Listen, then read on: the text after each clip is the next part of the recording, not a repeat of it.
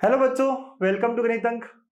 बच्चों cap process यार delay होते होते जा रहा है। 10 से शुरू होगा, 14 से शुरू होगा और ये लंबा प्रोसेस है। आपको पता है कि 15 दिन तो डॉक्यूमेंट वेरिफिकेशन होंगे, तो काफी कुछ प्रोसेस में है और पता नहीं इंजीनियरिंग कॉलेज कब स्टार्ट होगा।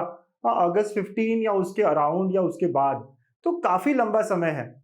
तो कई बच्चों के दिमाग में, ख्यालों में ये आ रहा होगा कि इंजीनियरिंग की पढ़ाई स्टार्ट कर दे क्या। और मुझे भी लग रहा है और बहुत सारे पेरेंट्स को भी लग रहा होगा यार कुछ सब्जेक्ट्स को शुरुआत तो कर देनी चाहिए। तो कुछ मैसेजेस मुझे मिले जो कि एकदम एप्ट है कि सर इंजीनियरिंग मैथमेटिक्स डिफिकल्ट होता है क्या, या क्लास 12th के वो कौन से चैप्टर्स है जो हमें लगेंगे। क्योंकि यार क्लास 12th जो पढ़ाई की थी हमने वो मई में करी थी। अब सर 1-2 महीने का गैप हो गया है, पढ़ाई की तो आदत ही चले गई है, हमें टफ लगेगा क्या। थोड़ा बता दो, हम रिवाइज कर लेंगे। तो चलिए इसी के बारे में आज इस वीडियो में हम बात करने वाले हैं कि क्या इंजीनियरिंग मैथमेटिक्स डिफिकल्ट होता है और उसके अलावा कौन से वो 12th के चैप्टर्स है जो हमें अब थोड़े कर लेने चाहिए। ठीक है, तो चलिए देखते हैं।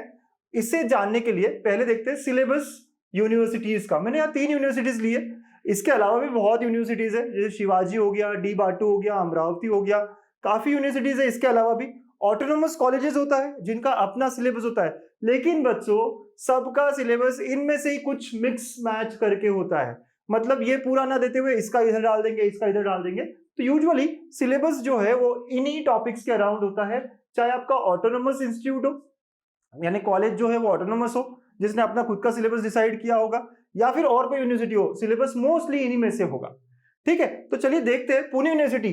पुणे यूनिवर्सिटी का सिलेबस अपडेट हुआ है, इस साल नया सिलेबस है, राइट। तो क्या है, यूनिट 6 की जगह 5 हो गए।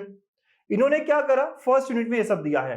फर्स्ट यूनिट में देखिए क्या है, single variable calculus, mean value theorems, expansion and indeterminate forms और फूरियर सीरीज, राइट। ये है फर्स्ट यूनिट और इसी का पार्ट मुंबई यूनिवर्सिटी में भी है, expansion of functions numerical solutions करके।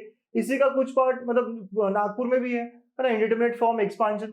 तो ये एक यूनिट है जो तीनों में कॉमन है। और जब आप ये यूनिट पढ़ोगे तो आपको लगते हैं कुछ बेसिक्स डिफरेंशिएशन के। तो यस बच्चा, आपको डिफरेंशिएशन लगेगा, यानी कैलकुलस जो है ना, सिंगल वेरिएबल कैलकुलस, ये मीन वैल्यू थ्योरम्स वगैरह में आपको डिफरेंशिएशन लगेगा, या एक्चुअली आपको मीन वैल्यू थ्योरम्स लगेगी। आपको याद आता है क्या, मैं कुछ लिखूं अगर यहाँ पे, तो रोल्स थ्योरम कुछ याद आता है? अरे हाँ सर, आपने पढ़ा था है ना। कुछ बच्चे कहेंगे अरे कहा था यार, भूल गया अब तो मैं। रोल्स था, एक लैग्रेंजेस मीन वैल्यू थ्योरम था, राइट। तो वो सब हमें यहाँ लगने वाला है। इंडिटरमिनेट फॉर्म बहुत सारे लोगों ने जब जेई पढ़ी थी तब पढ़ा था लिमिट्स में। हाँ, तो यस, हमें लिमिट्स भी लगने वाला है सर, बहुत बहुत बढ़िया, लिमिट्स भी लगने वाला। फूरियर सीरीज जो है ना, ये टॉपिक में हमें लगेगा इंटीग्रेशन, तो हमें डेफिनाइट इंटीग्रेशन भी लगेगा, डेफिनाइट इंटीग्रेशन भी लगेगा। तो इस यूनिट में ये सारे बेसिक्स है जो क्लास 12th के हमें लगने वाले हैं। ठीक है, ओके बच्चा लोग, ये और यहां पर भी। अगर हम नेक्स्ट बात करें पार्शियल डिफरेंशिएशन, तो यहां तो सर पूरा पूरा डिफरेंशिएशन ही लगेगा ना हमको। तो मुझे डिफरेंशिएशन के सारे फॉर्मूलेज फिर से आने चाहिए। एक अच्छा सारा डिफरेंशिएशन जो है रिवाइज करना जरूरी हो जाता है, क्योंकि पार्शियल डिफरेंशिएशन जो है ना बेटा, वो हर जगह है। पार्शियल डिफरेंशिएशन कोई भी यूनिवर्सिटी हो, ये बहुत बहुत काम की चीज है और वो हर जगह है। फिर उसके अलावा sir application of partial differentiation, again वो डिफरेंशिएशन की बात हो गई ना। ठीक है, उसके अलावा लीनियर अलजेब्रा जहां मैट्रिसेस, तो सर मुझे मैट्रिसेस भी लगेगा, यस। मैट्रिसेस को भी रिवाइज करना पड़ेगा, वही रो ट्रांसफॉर्मेशन, कॉलम ट्रांसफॉर्मेशन, कुछ लोगों ने स्किप कर दिया होगा, एडजॉइंट है ना, वो सारी बातें मुझे यहाँ निकालनी पड़ेगी, है ना। क्या होता है वो कॉलम मैट्रिक्स, क्या होता है वो रो मैट्रिक्स, क्या होता है वो symmetric matrix, Q symmetric matrix, वो सारी बातें में फिर रिवाइज करनी पड़ेगी। ठीक है, सिस्टम ऑफ लीनियर इक्वेशंस भी बोला गया है, मतलब मैट्रिसेस का ही अप्रोच होता है वहां पर। याद आता है कि नहीं आप लोगों को ये सारी बातें, कि बहुत भूल गए? कमेंट करके बताना सर, हम तो पूरा पूरा भूल गए, उड़ गया। जब पढ़ रहे थे सब याद था सर, अब 2 महीना हो गया है, बस मजे ही कर रहे हैं हम प्रोसेस के चक्करों में।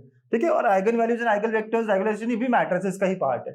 अगर आप यहाँ पर भी देखिए मुंबई यूनिवर्सिटी में, तो कॉम्प्लेक्स नंबर लगेगा, और ये कॉम्प्लेक्स नंबर्स तो स्टेट बोर्ड वाले बच्चों ने किया ही नहीं होगा।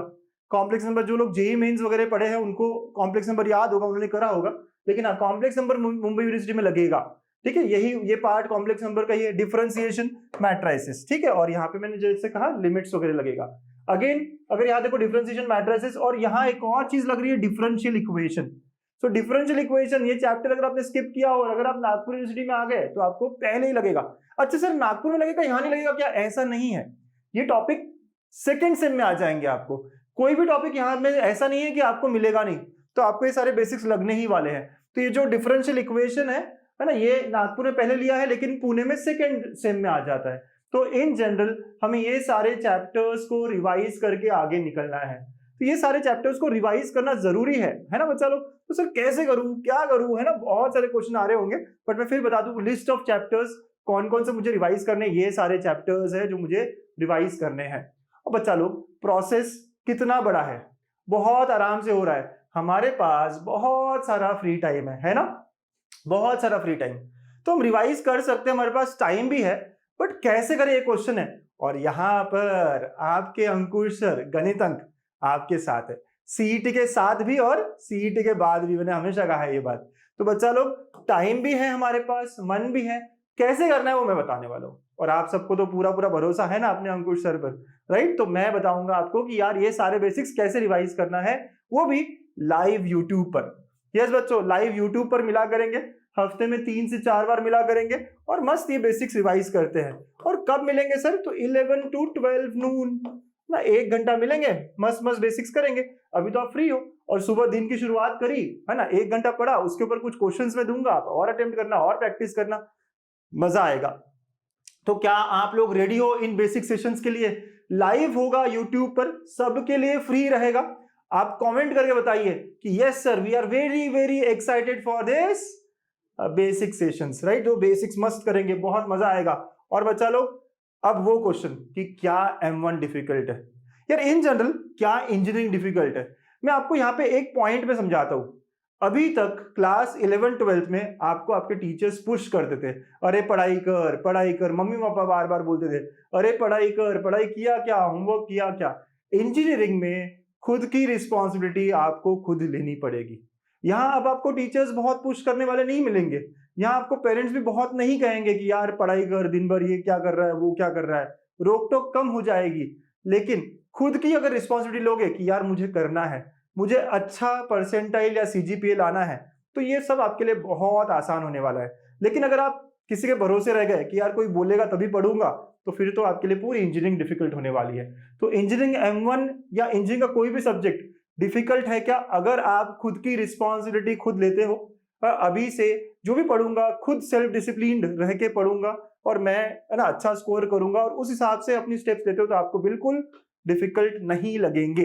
यस बच्चों, और अंकुश सर आपके साथ है ना, और थोड़ा बोस्ट कर रहा हूँ खुद को, है ना भाई साहब। मेरे इंजीनियरिंग M1 में है ना, पुणे यूनिवर्सिटी से पढ़ा है मैंने, 2007 में हुआ है मेरा फर्स्ट ईयर। तो इंजीनियरिंग M1 में देखिए आप क्या है, 99 मार्क्स, राइट। सो 99 स्कोर किया है, तो मेरे ख्याल से, और मुझे बहुत मजा आता था इंजीनियरिंग मैथ्स या इन जनरल मैथ्स करने में। तो आई एम वेरी श्योर मेरे साथ आपकी इंजीनियरिंग मैथ्स की जर्नी उतनी ही मजेदार होगी, बहुत इंजॉय करते हुए। और आपको तो पता ही है मेरे स्टूडेंट्स के फीडबैक्स, है ना, बहुत अच्छे अच्छे आगे बताऊंगा मैं आने वाले दिनों में कि इंजीनियरिंग M1 M2 जिन्होंने मेरे साथ करा है क्या मजे से और कितना बढ़िया बढ़िया स्कोर किया है, ये सब जानेंगे। बट अभी हम सिर्फ फ्री बेसिक्स की तरफ जुड़े रहेंगे, ठीक है।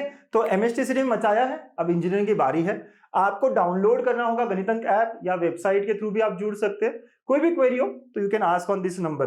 अच्छा, वेबसाइट से कैसे जुड़े सर, तो आप जब वेबसाइट पे जाओगे या फिर आप ऐप डाउनलोड करके, गणितंक ऐप जो है प्ले स्टोर से डाउनलोड करके कोर्सेज में जाओगे, तो आपको इंजीनियरिंग सेक्शन में ये फ्री बेसिक्स वाला दिखेगा, आप इसे ज्वाइन कर लो, एकदम फ्री है। यहाँ सारे वीडियोस जो भी मैं यूट्यूब पे लूंगा और उसके नोट्स, हर चीज यहाँ मिलेगी। तो ये हमारे लिए बहुत काम का, ये सारी यूनिवर्सिटीज के लिए रहेगा, सारे ऑटोनोमस कॉलेजेस के लिए रहेगा। आपको कोई भी यूनिवर्सिटी का कॉलेज मिले, कोई भी ऑटोनोमस कॉलेज मिले, आपके बेसिक्स सेम होने वाले हैं। तो यहाँ जुड़ जाइए, और लाइव मिल रहे हैं हम इस मंडे से, लाइव मिल रहे हैं, जुड़ रहे हैं हम इस मंडे से 11 बजे।